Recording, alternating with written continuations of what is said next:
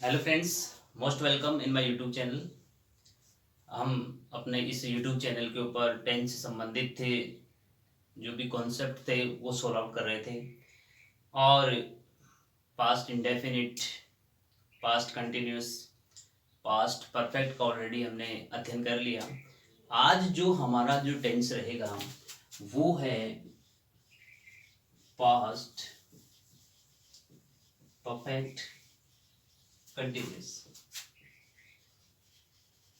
ध्यान से देखिए, पास्ट परफेक्ट जो अपना कंटिन्यूस टेंस है ये भी अक्सर तैयार कभी कभी एग्जाम में पूछ लिया जाता है। ठीक है, तो चलो देखिए, सबसे पहले हम बात करते हैं कि इसमें एचवी कौन सी काम में ली जाती है। देखिए, एचवी केवल और केवल यहाँ एक ही काम करती है और वह है हेड बीन। एचवी यहाँ रहेगी हेड बीन। एमवी की बात करते हैं, मैन वर्ब की बात करते हैं तो मैन वर्ब रहती है यहाँ पर वर्ब के साथ में आईएनजी। अभी यहाँ पर केवल दो पॉइंट आप विशेष ध्यान रखें कि यहाँ पर एचवी जो होगी हेल्पिंग वर्ब होगी, हेड बीन होगी, और जो मेन वर्ब होती है वो यहाँ वर्ब के साथ में आईएनजी होगी, जिसे हम फोर्थ फॉर्म कहते हैं। देखिए, हम इसका जो एफर्मेटिव स्ट्रक्चर है उसकी बात करते हैं। देखिए, आपका जो एफर्मेटिव स्ट्रक्चर है वो कैसे बनेगा इसका देखना। भी सबसे पहले आपको यहां पर सब्जेक्ट लिखना होगा, उसके बाद हैड बीन, चाहे सब्जेक्ट सिंगुलर रहे चाहे प्लूरल रहे, एचवी आपकी एक ही आने वाली है और वह है हैड बीन। मेन वर्ब के साथ में आईएनजी का यूज होगा। यहां पर जो अपनी मेन वर्ब आएगी वो वर्ब के साथ आईएनजी, इसे हम फोर्थ फॉर्म कहते हैं। ऑब्जेक्ट रहेगा, अदर वर्ड रहेगा, और उसके बाद में सिंस और फॉर, और उसके बाद में यहां पर आपका रहेगा टाइम। सेंटेंस का जो स्ट्रक्चर है, देखिए वो क्या कहता है कि सबसे पहले आपको सब्जेक्ट रखना है, उसके बाद हैड बीन, ये आपकी हेल्पिंग वर्ब है, उसके बाद में मेन वर्ब, उसके बाद ऑब्जेक्ट, उसके बाद अदर वर्ड, उसके बाद सिंस और फॉर, और उसके बाद में टाइम। अब देखिए क्या होता है, यहां पर बात आती है सिंस और फोर की। सिंस का यूज कहां करते हैं, फोर का यूज कहां करते हैं। तो देखिए, point of time, point of time के लिए, जो निश्चित समय, पॉइंट ऑफ जो टाइम है उसके लिए किसका यूज करते हैं, सिंस का। पॉइंट ऑफ टाइम सिंस, और period of time, period of time, इसके लिए किसका यूज होगा, फोर का। ध्यान दे, सिंस और फोर, मैंने यहां पर सिंस भी लिखा फोर भी लिखा, किसका यूज कहां होगा, पॉइंट ऑफ टाइम जहां भी होगा वहां यूज करना होगा सिंस का।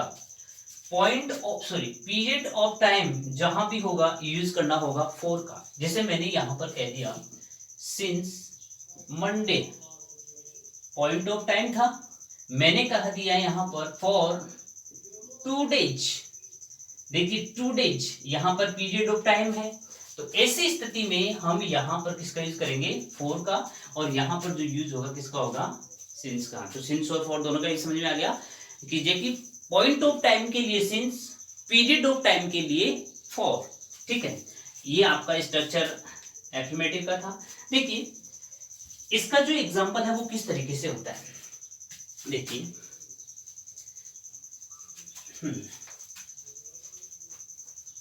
मैं 2 दिन से किताब पढ़ रहा था। ध्यान से देखना, मैं 2 दिन से किताब पढ़ रहा था, किताब पढ़ रहा था। देखिए क्या हो जाएगा, आई हैड बीन, सब्जेक्ट के बाद में had been, I had been, verb के साथ आईएनजी, रीडिंग फिर उसके बाद में ऑब्जेक्ट क्या है, बुक, और अदर वर्ड है नहीं, सिंस और फॉर, तो यहां पर देखिए 2 दिन, period of time for 2 days, 2 days लिख दीजिए, कोई दिक्कत नहीं है, फॉर 2 डेज। इस तरीके से आपको सेंटेंस बनाना होगा। ब्लैंक्स देके पूछेगा तो वो आपको क्या कहेगा, दे, आपको वर्ब दे देगा कोई भी, यहां पर प्ले, उसके बाद में कह दिया गेम, उसके बाद में आपको कह दिया सिंस और मंडे, इस तरीके से कह दिया, ठीक है। तो यहां पर देखिए सिंस पॉइंट ऑफ टाइम के लिए है, नो डाउट, और यहां पर आपको पास्ट परफेक्ट कंटिन्यूस बनाना है, तो क्या बन जाएगा, हैड, बीन और वर्ब के साथ में आएंगे। इस तरीके से आपको अपना सेंटेंस क्लियर करना है। अब देखते हैं इसका नेगेटिव सेंटेंस। नेगेटिव जो सेंटेंस है, इसका जो स्ट्रक्चर है वो किस तरीके से बनेगा। इस पास्ट परफेक्ट जो कंटिन्यूस है, इसका हम नेगेटिव सेंटेंस देखते हैं कैसे बनेगा। देखिए नेगेटिव सबसे इंपॉर्टेंट है आपका स्ट्रक्चर, वो आपको पता होना ही चाहिए किसी भी टेंस के लिए। स्ट्रक्चर मालूम है तो चाहे सेंटेंस कोई सा भी हो आप सोल्व आउट कर सकते हैं, आप बना सकते हैं। आप हिंदी के सेंटेंस की इंग्लिश भी बना सकते हैं, इंग्लिश में पूछा गया कोई भी वर्ब और एचवी है वो भी आप सोल्व आउट कर सकते हैं। तो स्ट्रक्चर के ऊपर थोड़ा सा विशेष ध्यान रखना, साथ में कॉन्सेप्ट तो रखना ही है।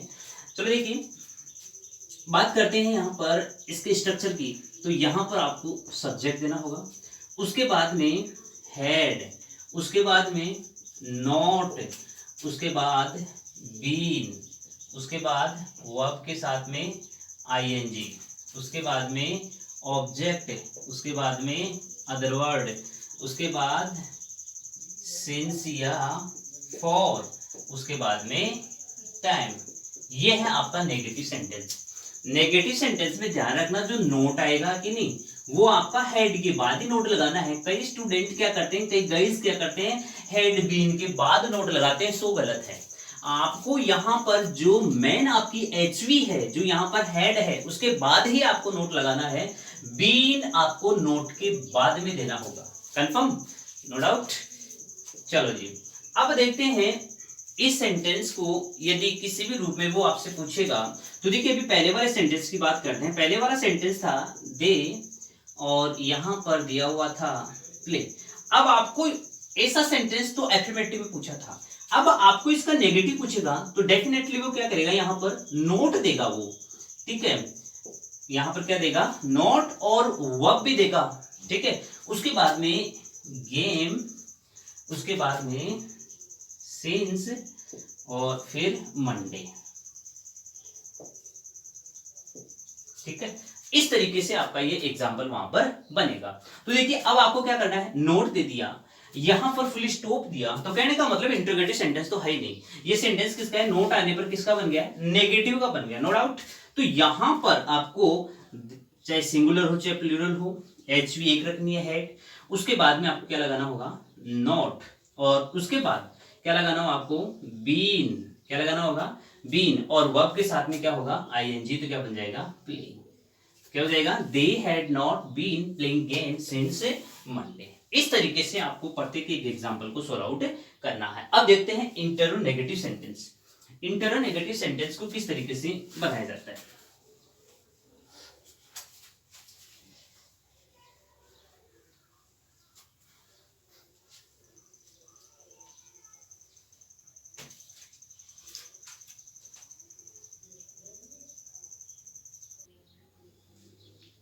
देखिए आपके सामने इंट्रोगेटिव और इंट्रोनेगेटिव दोनों के ही सेंटेंस लिखे हुए हैं, दोनों की स्ट्रक्चर लिखे हुए हैं।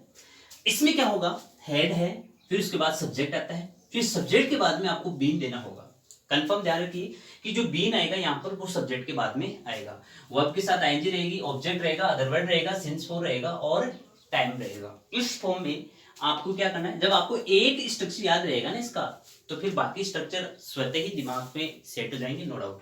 दूसरा WH वर्ड ऑलरेडी आपको दिया हुआ होगा, उसके बाद में आपके WH वर्ड के बाद में HV आएगी हेड, उसके बाद सब्जेक्ट रहेगा, उसके बाद में बीन रहेगा, फिर वर्ब के साथ ING रहेगी, फिर ऑब्जेक्ट रहेगा, फिर अदर वर्ड रहेगा, फिर सिंस फॉर रहेगा, फिर टाइम रहेगा।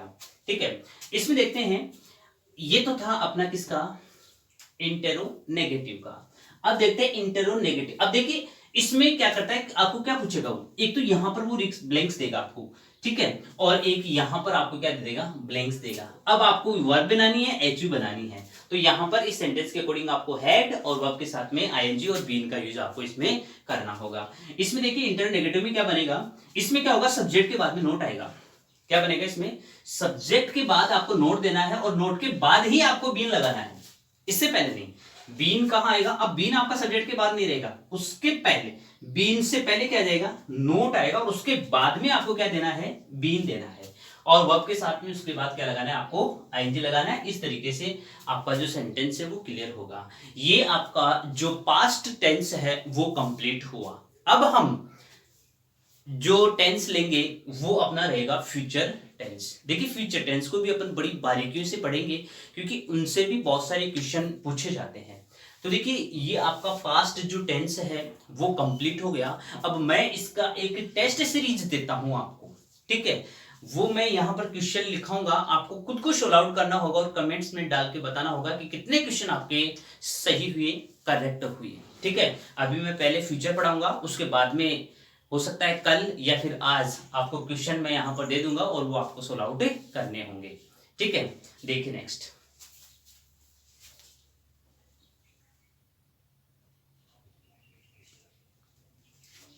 देखिए आगे का जो अपना टेंस रहेगा वो है फ्यूचर इंडेफिनिट। फ्यूचर इंडेफिनिट, देखिए यहां से भी आपको क्वेश्चन मिलेगा 10th बोर्ड में या कोई भी कंपटीशन जो एग्जाम होती है उसमें यहां से डेफिनेटली क्वेश्चन उठाया जाता है, इस बात का विशेष ध्यान रखना। तो यहां से बनने वाले प्रत्येक कॉन्सेप्ट के ऊपर थोड़ा विशेष ध्यान रखना पहले। ठीक है, इससे पहले मैं बात करता हूं यहां पर एचवी और एमवी की। देखिए एचवी की बात करते हैं तो सेल और विल। अब यहां ध्यान रखना आई और वी आएगा, उस आई और वी के साथ तो यूज करेंगे हम सेल का। ही है, सी है, इट है, दे है, कोई भी नेम है, चाहे वो एक है, चाहे बहुत सारे हैं, चाहे कोई भी है, चाहे यू है, तो वहां अपन अन्य के साथ भी किसका यूज करेंगे, विल का। यानी आई और वी के साथ सेल का, और अन्य शेष जितने भी बच गए उनके साथ में विल का यूज करेंगे। मेन वर्ब की बात करते हैं, जो मेन वर्ब है आपकी उसकी बात करते हैं, तो वर्ब की फर्स्ट फॉर्म ही आएगी। मेन वर्ब में क्या करना है आपको, वर्ब की फर्स्ट फॉर्म ही देना है, इस बात का विशेष ध्यान रखना। ये आपकी एचवी है, ये आपकी एमवी है। मैंने ऑलरेडी आपको बता दिया कि सेल का यूज कहां करते हैं और विल का यूज कहां करते हैं। सेल के यूज की बात करते हैं तो आई और वी के साथ में सेल का यूज किया जाता है। यू है, ही है, सी है, इट है, दे है, और नेम कोई भी होता है, अदर जो कोई भी पर्सन बनेगा वहां पर हम विल का यूज करेंगे, इस बात का विशेष ध्यान रखना। अब देखते हैं इसके कॉन्सेप्ट। ठीक है, इसके जो कॉन्सेप्ट है वो कौन कौन से बनते हैं उनको देखते हैं। सबसे पहले ध्यान रखना इसकी कुछ टाइम एक्सप्रेसिंग वर्ड्स हैं, उन टाइम एक्सप्रेसिंग वर्ड्स को मैं यहां बता देता हूं। देखिए सबसे पहले टुमारो, टुमारो आने वाला कल, टुमारो का मीन क्या होता है, आने वाला कल। उसके बाद में मैंने कहा नेक्स्ट डे, नेक्स्ट डे का मीन भी क्या होता है, अगला दिन, आने वाला दिन। फिर मैंने कह दिया नेक्स्ट मंथ, यानी नेक्स्ट से बनने वाले टोटल ईयर है जो भी बनेगा आपको यहां पर वो। ठीक है, द फॉलोइंग डे, यानी टुमारो को मैं क्या कह सकता हूं, the following day, the following month, the following year, यानी द फॉलोइंग से बनने वाले टोटल। एक एक वर्ड को विशेष ध्यान रखना। ठीक है, उसके बाद में बात करते हैं आगे, आफ्टर 2 डेज, आफ्टर 2 डेज, 2 दिनों के बाद, आने वाले दिन दो, ठीक है, आफ्टर 2 डेज। फिर मैंने कहा 5 years लेटर, 5 वर्षों के बाद, लेटर 5 वर्षों के बाद। तो कहने का मतलब ये सभी आपके क्या बनेगी, time expressing words of future indefinite. ये फ्यूचर इंडेफिनिट के टाइम एक्सप्रेसिंग वर्ड्स हैं जो मैंने आपको यहाँ पर बता दिए। सबसे इंपॉर्टेंट कॉन्सेप्ट है। और देखिए एग्जाम में जो बार बार पूछा जाता है वो ये और ये है। एग्जाम में जो बार बार पूछा जाता है वो टुमारो है और नेक्स्ट डे है। तो इस पर थोड़ा विशेष ध्यान आपको देना है, ठीक है। कॉन्सेप्ट 2 क्या कहता है, इसका एग्जांपल कोई भी हो सकता है। जहां पर आपने ये वर्ड देखी वहां पर आपको सेल और विल का, जिसे मैं एक एग्जांपल यहां पर देता हूं, I read a book tomorrow, ये कह दिया। तो देखिए टुमारो से पता चला आपको क्या, सेंटेंस किसका, फ्यूचर इंडेफिनिट का। टुमारो से क्या पता चला, सेंटेंस किसका, फ्यूचर इंडेफिनिट का। यहां से देख के पता चला कि सेंटेंस किसका, एफर्मेटिव है, क्योंकि नॉट भी नहीं है, न क्वेश्चन मार्क चिन्ह है, तो एफर्मेटिव का है। जब ये एफर्मेटिव का हो गया तो अब यहां पर एच और एमवी दिमाग में तुरंत आएगी। तो आपने अभी पढ़ा था एचवी, यहां पर दी थी मैंने सेल और विल। फिर दिमाग में तुरंत आता है एमवी का मेन वर्ब, यहां पर बताई थी मैंने वर्ब की फर्स्ट फॉर्म। तो देखिए इस सेंटेंस में देखिए क्या बनेगा, यहां आई है, अब आई के साथ मैंने यूज बता दिया था किसका, सेल का, कंफर्म। उसके बाद देखिए वर्ब की फर्स्ट फॉर्म आएगी, मेन वर्ब की फर्स्ट फॉर्म है, तो यहां पर वर्ब की फर्स्ट फॉर्म क्या बन जाएगी, रीड। इस तरीके से आपको यह एग्जांपल सोल्व आउट करना है अकॉर्डिंग टू दिस कॉन्सेप्ट, इस कॉन्सेप्ट के अनुसार, ठीक है। आगे का जो अपना कॉन्सेप्ट है वो क्या कहता है, देखिए बड़ा इंपॉर्टेंट कॉन्सेप्ट है ये भी जो आगे होने वाला है। देखिए मैंने कहा यहां पर concept number 2, to express pure future. जो प्योर फ्यूचर है, शुद्ध भविष्य, शुद्ध भविष्य को एक्सप्रेस करने वाले जो भी वर्ड्स होंगे वो भी किसको इंडिकेट करेंगे, फ्यूचर इंडेफिनिट को इंडिकेट करेंगे, ठीक है। जैसे मैंने यहां पर एक एग्जांपल लिया, क्या, मेरा एग्जांपल कोई भी हो सकता है, मैं कल किताब पढ़ूंगा, मैं कल एक किताब पढ़ूंगा। ये प्योर फ्यूचर है कि मैं कल एक किताब डेफिनेटली क्या करूंगा, पढ़ूंगा। वहां पर जब प्योर फ्यूचर बनेगा तो हम किसका यूज करेंगे, यहां पर सेल विल और मेन वर्ब की फर्स्ट फॉर्म। अब देखिए यहां पर इसी चीज को एक बार वापस समझना, फ्यूचर प्लान, ठीक है। अब फ्यूचर प्लान जो है वो दो तरीके से रहेगा, एक फिक्स होता है और एक नॉट फिक्स होता है, जो फिक्स नहीं होता। बात को समझना, एक तो क्या है, फिक्स हो, फ्यूचर प्लान क्या है, एक तो फिक्स है और दूसरा क्या है, नॉट फिक्स है। ऐसा फ्यूचर प्लान जो फिक्स होता है वहां पर तो अपन यूज करते हैं प्रेजेंट इंडेफिनिट को। जैसे आपने प्रेजेंट इंडेफिनिट पढ़ा था, कल प्रधानमंत्री जयपुर आएंगे, तो वो एक फिक्स प्लान था। नॉट फिक्स में क्या पढ़ेंगे, यहां पर नॉट फिक्स जो रहेगा वो रहेगा फ्यूचर इंडेफिनिट का, जिसमें अपन यूज करेंगे सेल और विल और मेन वर्ब की फर्स्ट फॉर्म। इस बात को विशेष ध्यान में रखना है, ठीक है। इस बात को विशेष ध्यान रखना है, फ्यूचर प्लान यदि फिक्स है तो प्रेजेंट, यदि नॉट फिक्स है तो क्या हो जाएगा वहां पर फ्यूचर इंडेफिनिट। ये चीजें मैंने ऑलरेडी जो प्रेजेंट इंडेफिनिट वाला जो चैप्टर था अपना, उसमें मैंने ऑलरेडी ये बता रखा है, यहां पर मैंने इसका थोड़ा रिवीजन करवा दिया, ठीक है। तो अपना कॉन्सेप्ट चल रहा था फ्यूचर प्लान, ये फ्यूचर प्योर फ्यूचर का। अब प्योर फ्यूचर जो होगा वहां भी हम किसका यूज करेंगे, किसका यूज करेंगे, फ्यूचर इंडेफिनिट का। जैसे I shall read this book tomorrow. ठीक है, इस तरीके से प्योर फ्यूचर को बताने के लिए भी हम किसका प्रयोग करेंगे, किसका यूज करेंगे, जैसे आई सेल गो, मैं जाऊंगा, ऐसी स्थिति में भी किसका यूज करेंगे, फ्यूचर इंडेफिनिट को ही हम काम में लेंगे। यह भी अपना इंपॉर्टेंट कॉन्सेप्ट था। ठीक है, आगे का जो अपना कॉन्सेप्ट है वो क्या कहता है, देखिए कॉन्सेप्ट फॉर कंडीशनल वाले सेंटेंस जो एक भावी संभावना को प्रकट करते हैं। Conditional sentence, concept number 3, conditional sentence जो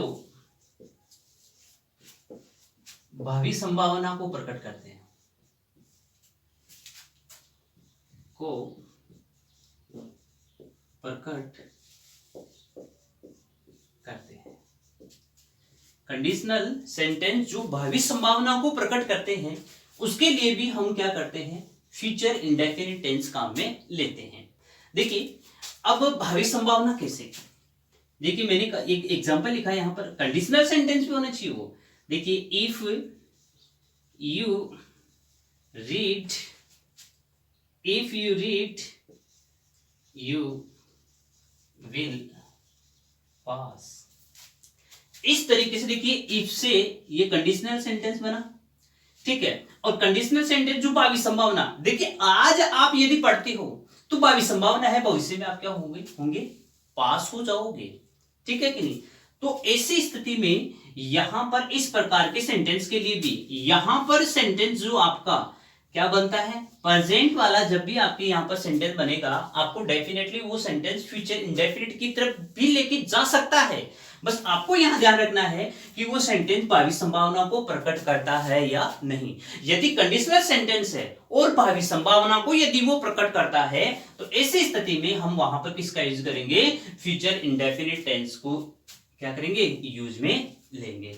इस बात का भी विशेष ध्यान आपको रखना है। यह था अपना तीसरा कॉन्सेप्ट जो आप सबको याद होना चाहिए। अब इफ वाले सेंटेंस बहुत बनते हैं, ठीक है कि नहीं, कंडीशनल सेंटेंस बहुत बनते हैं, तो उन सब कंडीशनल सेंटेंस को आप सोल्व आउट करोगे तो आपको पता चलेगा कि वास्तव में किस प्रकार कंडीशनल सेंटेंस में भावी संभावना आने पर हम फ्यूचर टेंस को भी यूज में लेते हैं। इसका एक अलग से भी रूल अपन पढ़ेंगे अदर्स रूल में, तो वहां भी आपको ये पढ़ने को मिलेगा। तो अभी आप इसको दिमाग में इतना सेट कर लीजिए कि जब भी आपके यहाँ पर प्रेजेंट इंडेफिनिट वाला सेंटेंस आता है तो आपकी एक शर्त यह भी बनती है कि आपको वहां पर फ्यूचर इंडेफिनिट भी बनाना पड़ सकता है, यदि आपको भावी संभावना का नॉलेज हो जाए या फिर पता चल जाए कि सेंटेंस में भावी संभावना है, तो वहां पर आप वो सेल और विल का यूज भी कर सकते हो, नो डाउट। ठीक है, आगे का जो अपना कॉन्सेप्ट है वो क्या कहता है, देखिए इंपॉर्टेंट कॉन्सेप्ट है।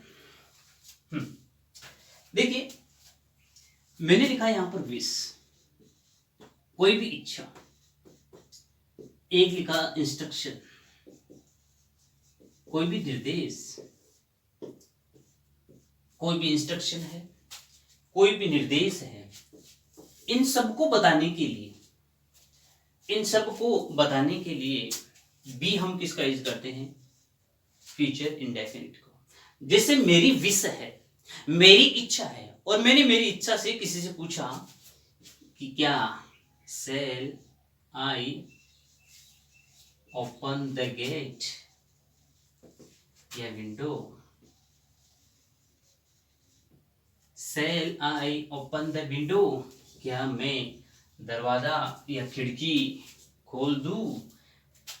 ठीक है, इस तरीके से आपको विश के लिए और इंस्ट्रक्शन के लिए, निर्देश के लिए भी आपको किसका यूज करना पड़ता है, फ्यूचर इंडेफिनिट का, जो एक माइनर पोजीशन के ऊपर इसको पूछा जाता है। ठीक है, अब देखते हैं हम यहां पर इसका जो स्ट्रक्चर है, एफर्मेटिव जो स्ट्रक्चर है वो कैसे बनता है। ध्यान दें, एफर्मेटिव की बात करेंगे।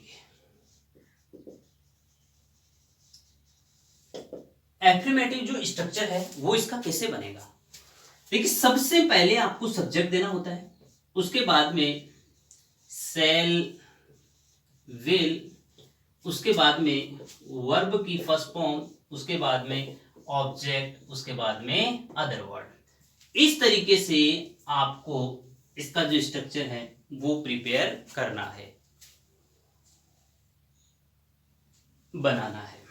ठीक है, देखिए एग्जाम्पल मैंने अभी आपको सोल्व आउट करवा दिया कि आपको जो एग्जाम में पूछेगा वो केवल यही पूछेगा, एच भी पूछेगा, एम भी पूछेगा।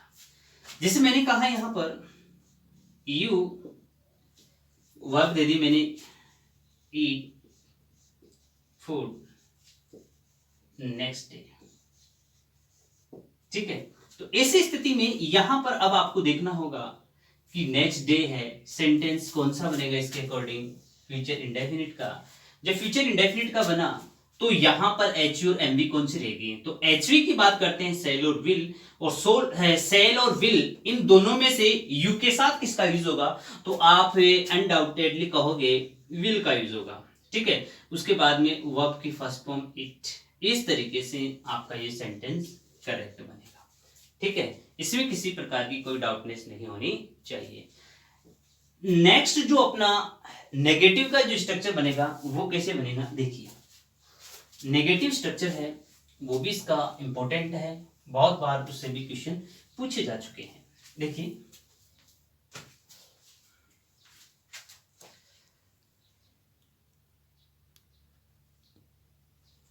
देखिए नेगेटिव सेंटेंस की बात करते हैं। नेगेटिव सेंटेंस क्या रहता है इसका, सबसे पहले यहां पर आपको सब्जेक्ट देना होगा, उसके बाद में सेल और विल देना होगा, उसके बाद में नोट देना होगा, उसके बाद वर्ब की फर्स्ट फॉर्म, उसके बाद ऑब्जेक्ट, उसके बाद अदर वर्ड। इस तरीके से आपको इसका यह स्ट्रक्चर प्रिपेयर करना है। एग्जाम्पल की बात करते हैं तो एग्जाम्पल में जैसे मैंने लिखा यहां पर, they not play game next day कह दिया। इस तरीके से सेंटेंस है। नेक्स्ट डे से पता चला सेंटेंस किसका, इंडेफिनिट का। ठीक है, फ्यूचर इंडेफिनिट का। नोट से पता चला सेंटेंस किसका, नेगेटिव। स्ट्रक्चर आपके सामने है, सब्जेक्ट का सब्जेक्ट के बाद में सेल और विल आना चाहिए, तो दे के साथ सेल आएगा या विल आएगा, तो कंफर्म आप क्या कहोगे, विल आएगा। ठीक है, उसके बाद में क्या है, नॉट, उसके बाद वर्ब की फर्स्ट फॉर्म क्या बन जाएगा, प्ले। इस तरीके से आपको सेंटेंस बनाना होगा। अपना सेंटेंस बन जाएगा, they will not play game next day. ठीक है, इस तरीके से आपको नेगेटिव सेंटेंस प्रिपेयर करना है। अब देखते हैं इंट्रोगेटिव और इंटरोगेटिव। सबसे पहले इंट्रोगेटिव सेंटेंस की बात करेंगे, वो भी अपने आप में बड़े इंपॉर्टेंट है। देखिए इंट्रोगेटिव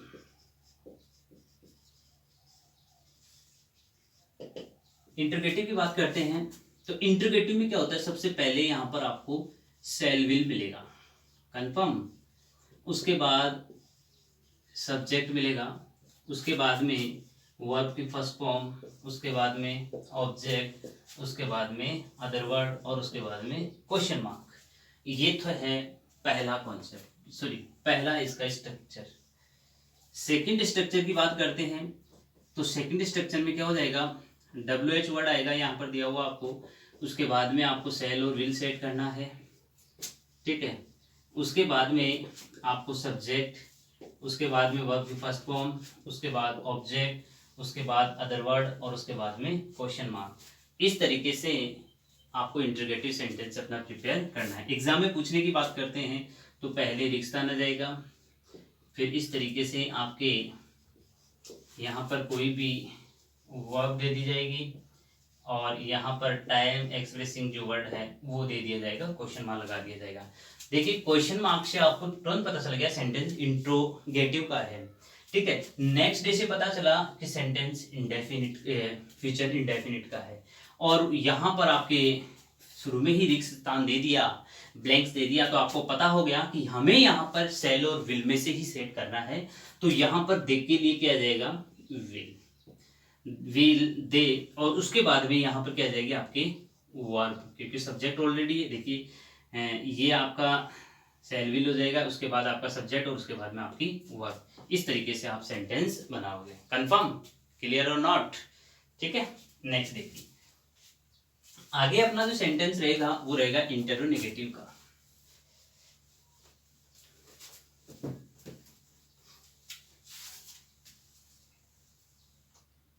टेंस को जल्दी जल्दी सोल्व आउट कर लेते हैं, फिर उसके बाद में और भी बहुत सारे टॉपिक अपने सामने हैं, उनको भी हम सोल्व आउट करेंगे यहाँ वन बाय वन, एक एक करके। ठीक है, आगे देखते हैं इंटरोगेटिव पार्ट्स। इंटरोगेटिव, देखिए इंटरोगेटिव में क्या होता है, बात को समझना। इंटर जो नेगेटिव है उसमें सेल और विल पहले आ जाएगा, एच भी आपके पहले आएगी, उसके बाद में सब्जेक्ट आएगा, सब्जेक्ट के बाद में नोट आएगा, नोट के बाद में वर्ब की फर्स्ट फॉर्म, उसके बाद में ऑब्जेक्ट, उसके बाद में अदर वर्ड और उसके बाद में क्वेश्चन मार्क। ये तो इसका पहला स्ट्रक्चर है। सेकंड स्ट्रक्चर क्या बनता है इसका, यहाँ पर आपको क्या करना है, WH वर्ड देना होगा, उसके बाद में सेल विल देना होगा, उसके बाद सब्जेक्ट, उसके बाद नॉट, उसके बाद वर्ब की फर्स्ट फॉर्म, उसके बाद ऑब्जेक्ट, उसके बाद अदर वर्ड और उसके बाद में क्वेश्चन मार्क। ये दो स्ट्रक्चर हैं आपके किसके, इंटरोगेटिव, फ्यूचर इंडेफिनिट। ठीक है, एग्जाम्पल की बात करते हैं तो किस प्रकार का एग्जाम्पल यहाँ पर पूछा जाता है।